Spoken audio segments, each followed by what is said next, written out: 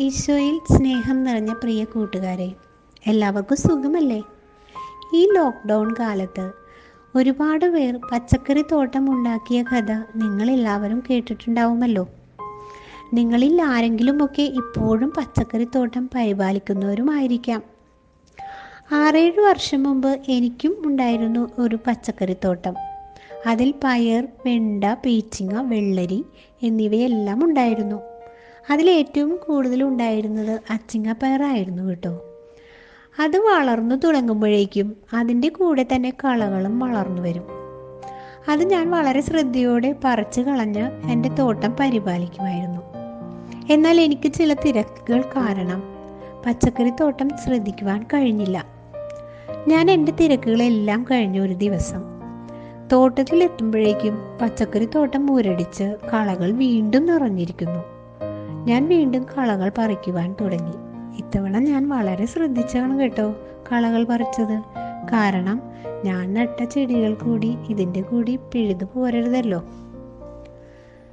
ഈശോയെ, എത്ര പെട്ടെന്നാണ് കളകൾ വീണ്ടും വന്നത് എന്നൊരു ചോദ്യവും മനസ്സിൽ ഉയർന്നു.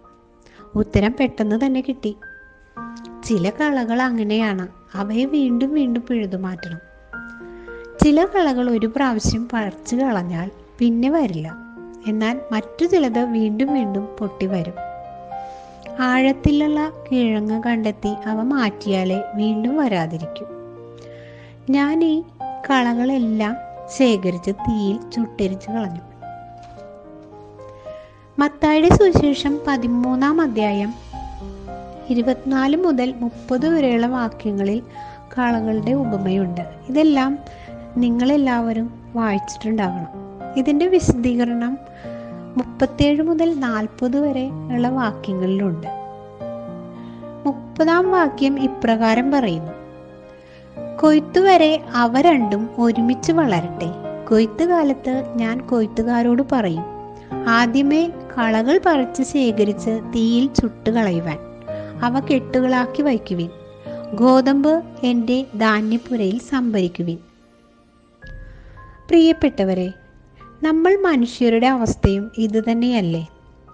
ഒരു ധ്യാനം കൂടി മാനസാന്തരം വരും, ഒത്തിരി കളകൾ പോകും, പിന്നെ പാപം ചെയ്യരുതെന്ന് പ്രതിജ്ഞ എടുക്കുകയും ചെയ്യും. എന്നാൽ ചില കളകൾ പാപങ്ങൾ പോയാലും അവയുടെ കിഴങ്ങ് കിടപ്പുണ്ടാവും. അവയെല്ലാം വേരോടെ പിഴുതു മാറ്റണം. ഈ കിഴങ്ങുകളാണ് നമ്മുടെ ആന്തരിക മുറിവുകളാണ്. കൂടെ കൂടെ കുമ്പസാരിച്ച് ദിവസവും കുർബാന സ്വീകരിച്ച് ഉപവാസവും പ്രാർത്ഥനയും ത്യാഗവും വഴി പാപത്തെ വെടിഞ്ഞ് നമുക്ക് നല്ല മനുഷ്യരായി മാറാം. എല്ലാവർക്കും നല്ലൊരു ദിവസം ആശംസിച്ചുകൊണ്ട് നിങ്ങളുടെ സ്വന്തം മീനൂസ്.